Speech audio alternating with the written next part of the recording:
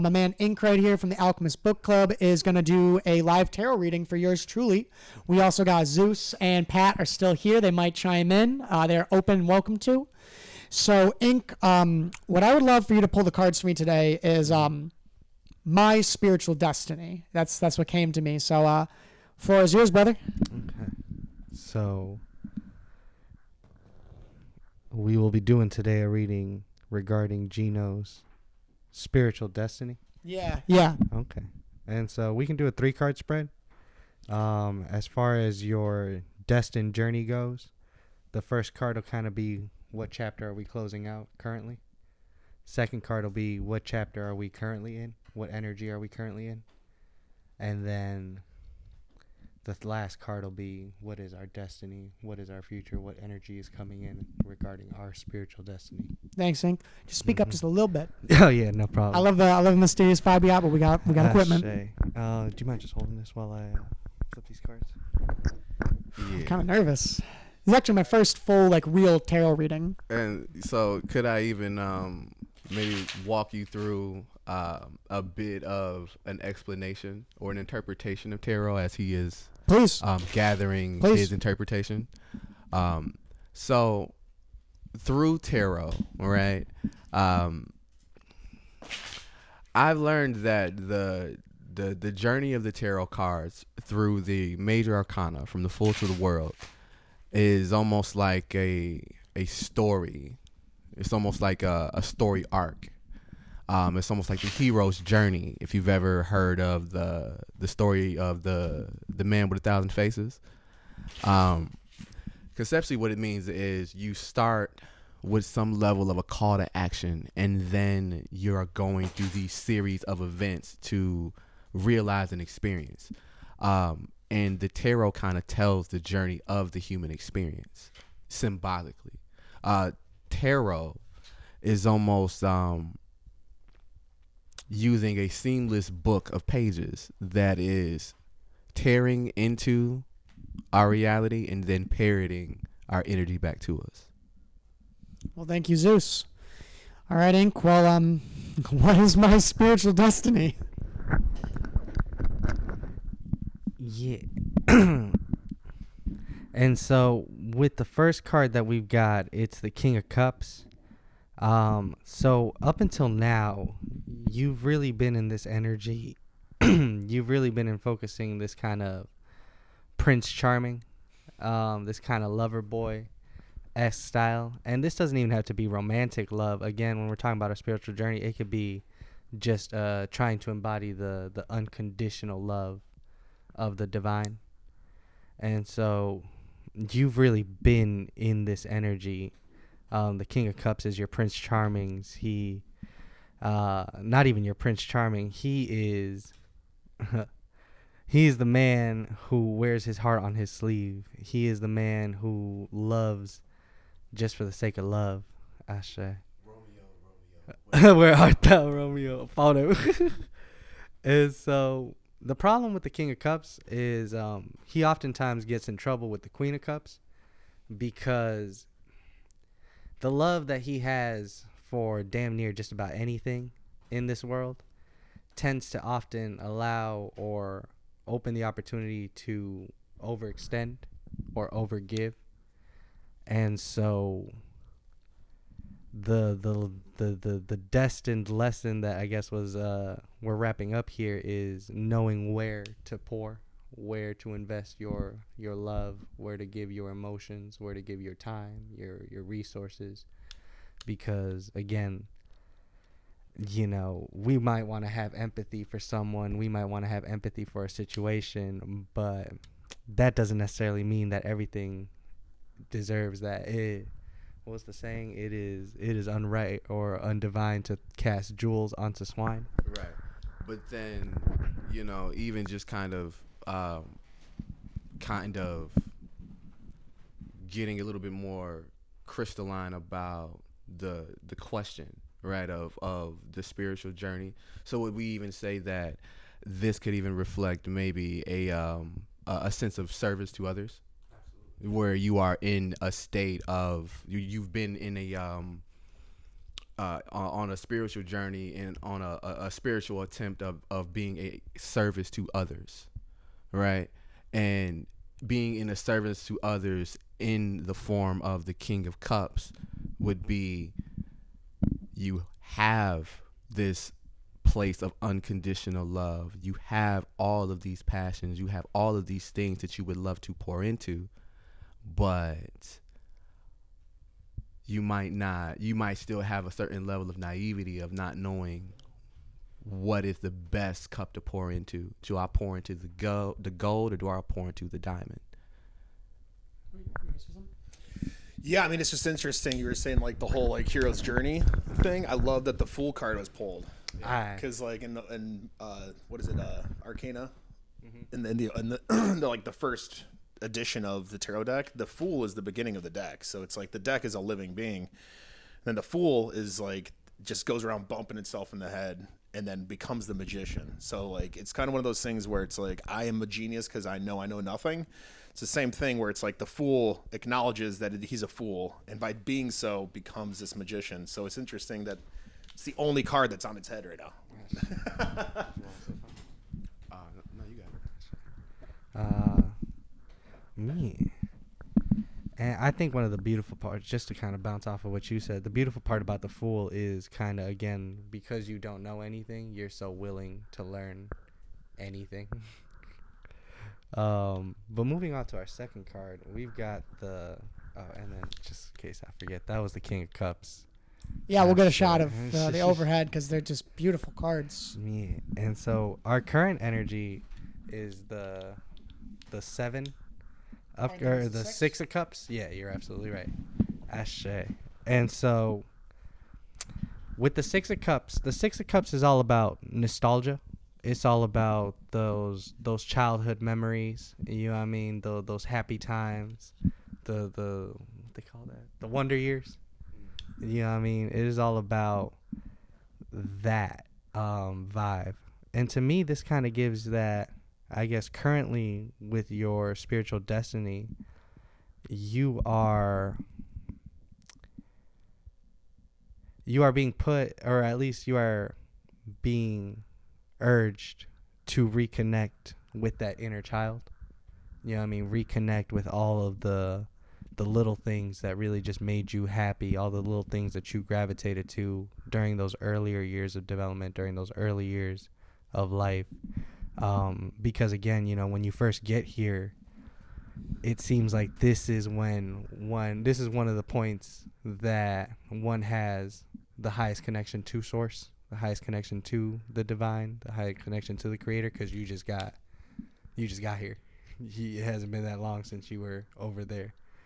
And so I'm sure that you'll find that the more that you reinvest or revisit a lot of the things that, you know, you really enjoyed as a youth, these will only make certain things that much more clear as to, again, what it is that you actually want to invest your time in, what it is that you actually want to invest your love in.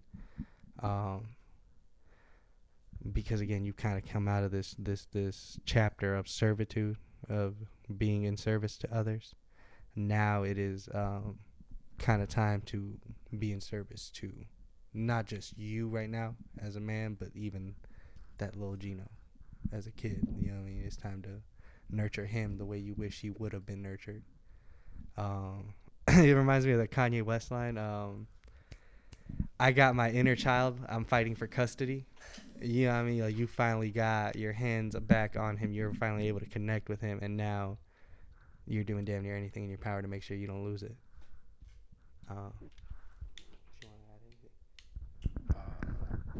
So, I mean, I think that I read playing cards as opposed to tarot, right? So, a 6 of Cups for me would be like a 6 of Hearts, right? And a 6 of Hearts is sixes are like bridges. They're like pathways if you're looking at like a deck of playing cards. And so a 6 of Hearts is almost like it's called a castle, right? Where the castle is almost like one's idea of home. And then I feel like, again, even bouncing off of the inner child trope, one's castle as a child becomes like the ideal home, right? What you thought you might want if you could have whatever you wanted, right? And so then if you're going from a king of cups to a six of cups, then you are somebody who has been in acts of service, right? Service to others, over service to self. And then being in a phase of a six of hearts or six of cups becomes being in a phase of exploring your castle, declaring your castle. Do you have a moat? Like, you know what I mean? You got lizards in it. Like, what is this ideal space that you would want to call home, right? And this is, again, being in lieu of what is my spiritual purpose. And so if we were going from being in alignment with service to others and bringing the castle, or bringing the home, or bringing the nostalgia to others, then we would get into whatever you would have for the third card. And that's just kind of me trying to keep it in line with what was asked of us.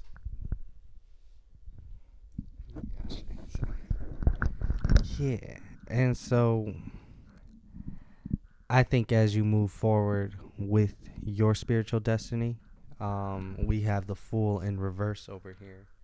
And I appreciate Pat talking about this a little earlier, where, you know, the Fool is the first card in the major arcana, and it is kind of the signifier of the man who doesn't know too much, and he does kind of go on this journey and bumps his head until he meets the magician and learns how to be a magician, until he meets the king and learns how to be a king, etc., etc.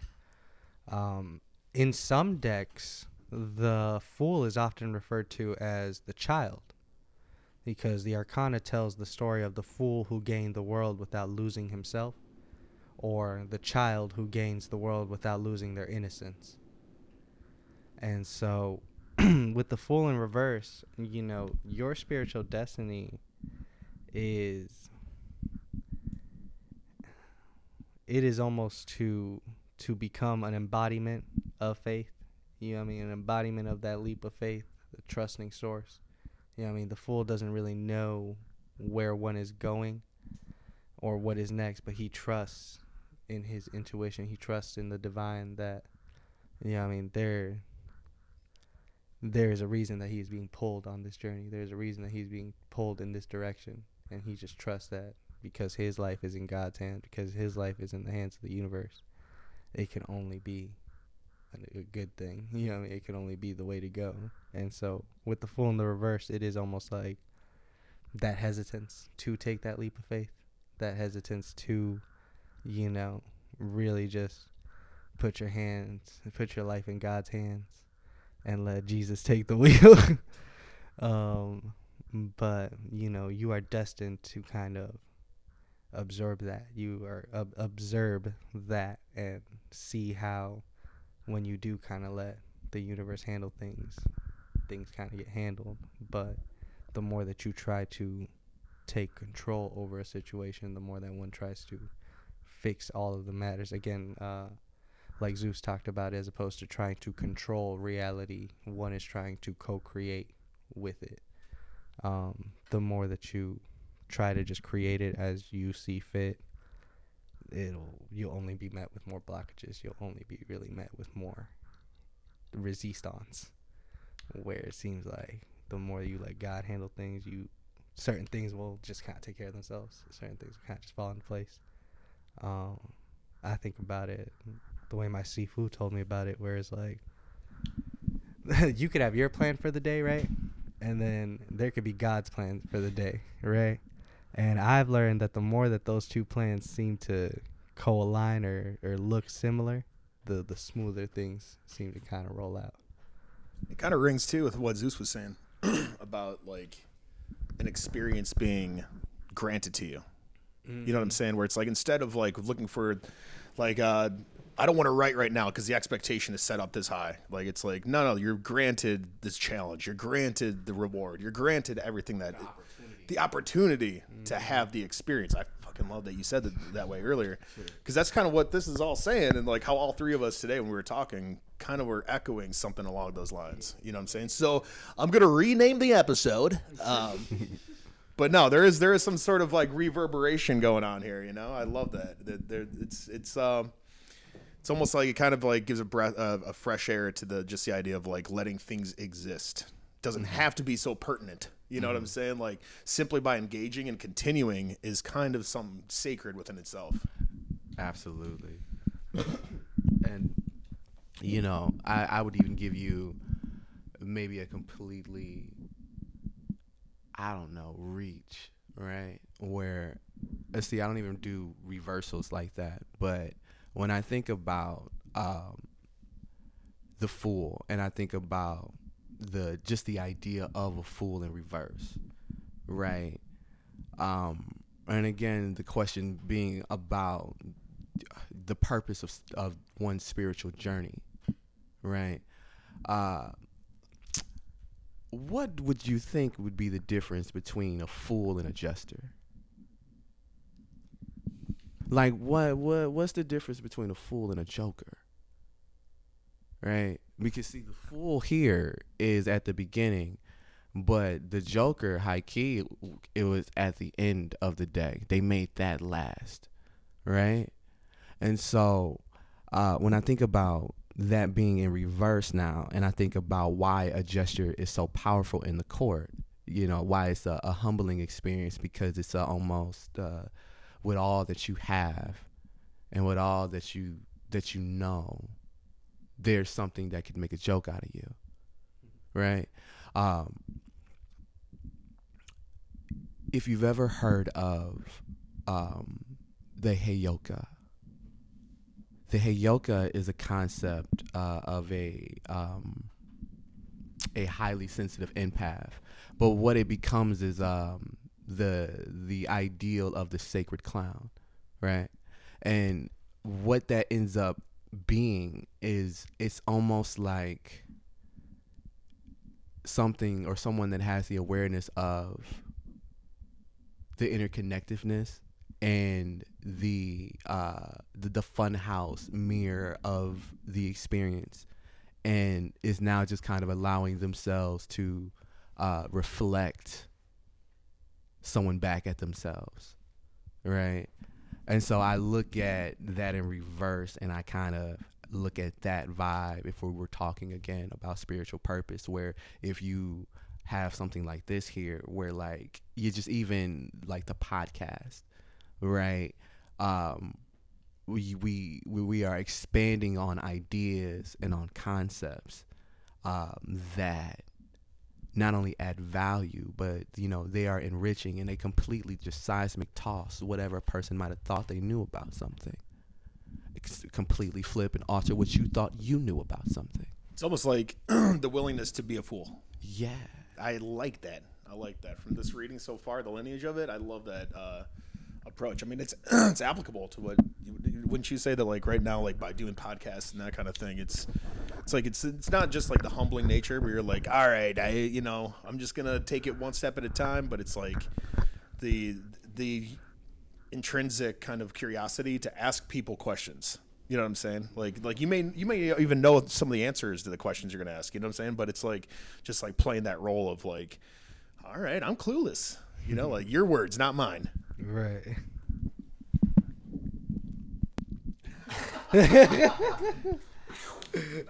No, I don't know if the camera caught it. I literally almost cried at one point. I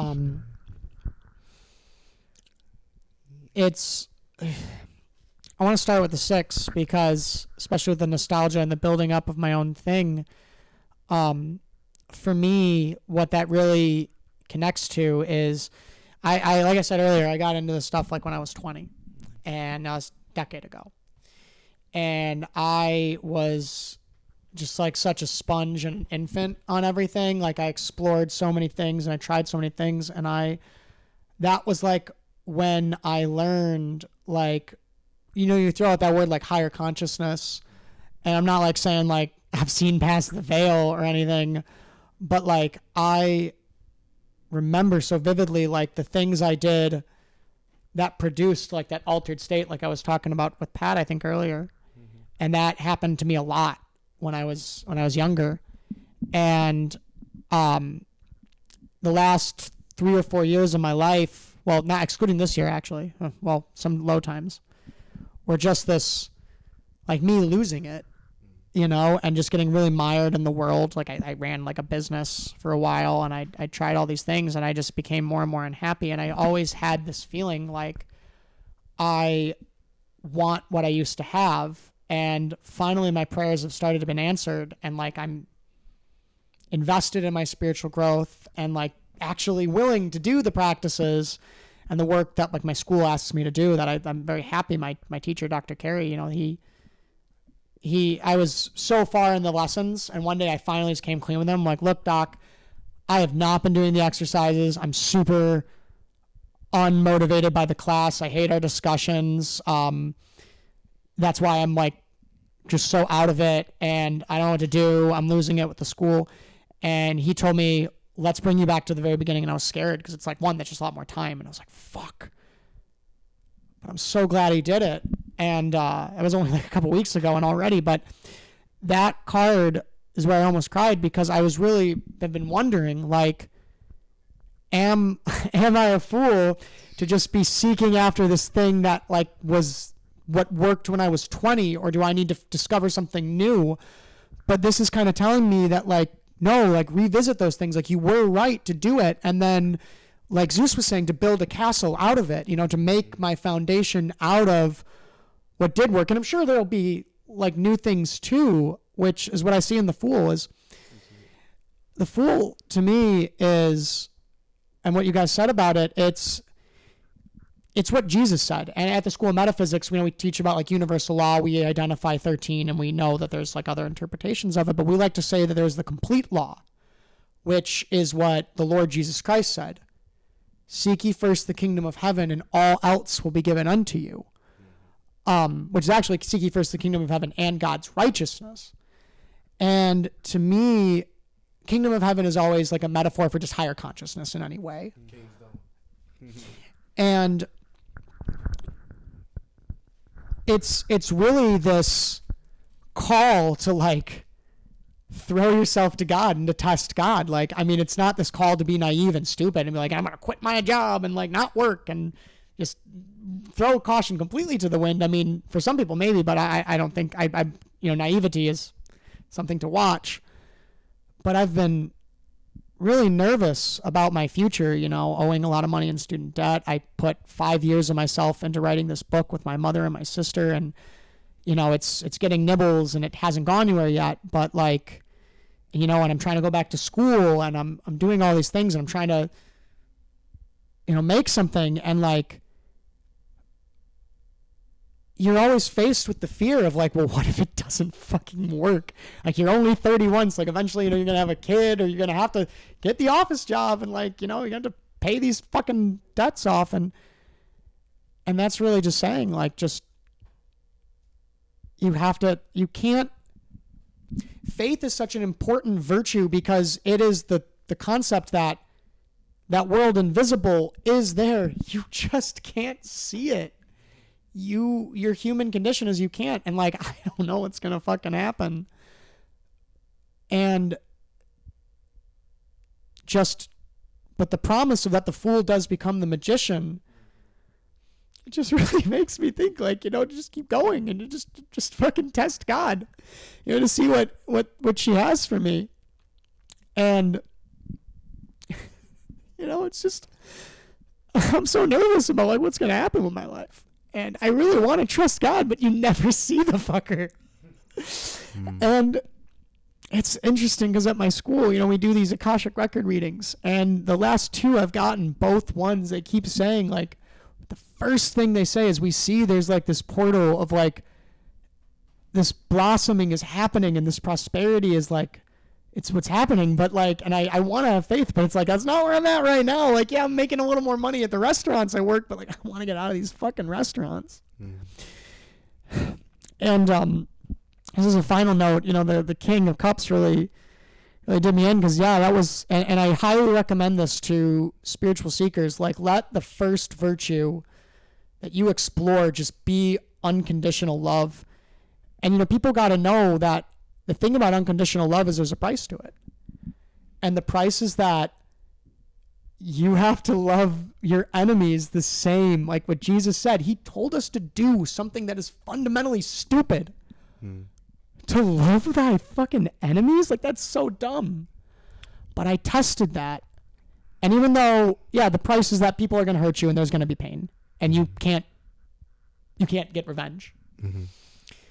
But the doors that open to you as your heart opens and as you really come to be literally unconditional. Like, I fucking wrote a book. I wrote a 30-page pocketbook on love and everything I learned from it, and maybe eventually throw it on the above language stuff. Mm-hmm. But that's crazy, because that was like the virtue I just went all in on. Mm-hmm. And I did kind of lose myself in it. I lost my purpose, and that's, I think, part of the lesson of the sadness. So yeah, what I would say, right, about unconditional love. He did say to love thy enemy. But there's an African proverb that I've come to know that I really like. It is said that if you can defeat the enemy within, then the enemy outside can do you no harm. Right? And that testament of unconditional love is not ever meant to be extended to anything outside of you until it is completely extended to you. Right? And so faith, the experience of faith is a testament of building that muscle of trust, not even with something outside of you. Right, like, because within the Quran, they say that Allah is as close to you as your jugular. Right, so when we want to look at God, we look in the mirror. Right, and so upon that revelation, the fool becomes the magician, and he learns how to use the elements with his physical will to enact change. Right. And so, it is one of these things where, as we are going through our trials, right? Because I know exactly where you're at. I before building the business, before building the book club, same everything, right? And the opportunity of each new day became the experience of the full love. I get the opportunity to try this out one more time, to work it out one more time. And it's so easy, when times are hard to allow yourself to be down and out about what is limiting you, right? Because I've been there, you know what I mean? And so, like, as we continue to kind of just like go through these experiences, as you continue, this is again why we do divination, why we read tarot. Because it is an active practice of trusting our intuition, and thus trusting ourselves, and thus trusting our messages, you know what I mean, and callings and all of these types of things. But it is a due diligence. It's a muscle, and it is meant to try you. It is meant to test you. Because at a certain point, when I've learned about manifestation and how it is on the third dimensional plane, and how it is on higher dimensions, it's like Thanos snaps, like 5th, 6th, where like you want something and here it is. But there's a jet lag and a time lag here, because this thing really needs to know, do you really want this? How bad do you want it? You know what I mean? And, just because we could have the unconditional love, it never meant that everything is entitled or owes that back to us. That's been one of the hardest things for me to learn. And so as I have learned to fill up my own cup, it has allowed me to pour a little bit more effectively into the cups of others. Yeah, it's like we always talk about the unconditional love, but never like the unconditional bitch smack, dude. Yep. Trying to tell you. God's unconditional God smack. Like, I wish I would love that band because they got the best band name ever, Godsmack. It's like you eat a heroic dose of whatever you're dabbling with, and then you're just like brought to the ultimate realization of like, oh, I get it. Oh, I get it. And then you put your faith into that moment of getting it, and it's like that's why I've always I don't know, I'm an idiot, so I love the Fool, but like, dude, I've always been like, yo, the Fool is like the mind eraser. That's like the like, yo, okay, we've gotten here, but that ultimately doesn't mean shit. You know what I'm saying? It's like the best thing that gives me faith and hope is realizing that like I can rearrange it. You know what I'm saying? Absolutely. You know, the Fool, it also reminds me, and I'm always floored because like I get scientific and I get, you know, Western skepticism and doubt about even something. I'm so invested in spirituality. It's like literally like the main thing in my life. And yet even sometimes it comes up like, is it fucking real? And then I'll get like an Akashic record reading like through my school, like an intuitive report, or do one of these. And it's just so uncanny because just Wednesday, I've been really getting involved with the ecstatic dance community in Chicago. They have some really great stuff over at Alter Rhythm, and shout out to all the great people over there. I'm going to hopefully get them on the show. But it floors me because I go to this, for those who don't know ecstatic dances, you're literally just a sober dance party. You just go, you just dance. And when I go, like so much emotion just comes up like so crazy. And like literally so much came up on Wednesday, I had to fucking sit down. And I remembered something that Hawkins said, and he said about the way to end the tyranny of your thoughts was part of the thing to have to let go is even the thought or desire to survive into the next moment. Yeah. And I am now the Fool with that, and I'm just trying it. Gentlemen, thank you so much for your time tonight. Thank you, Nils and Alexander, for hosting us. Much love to all the audience, and good night, friends.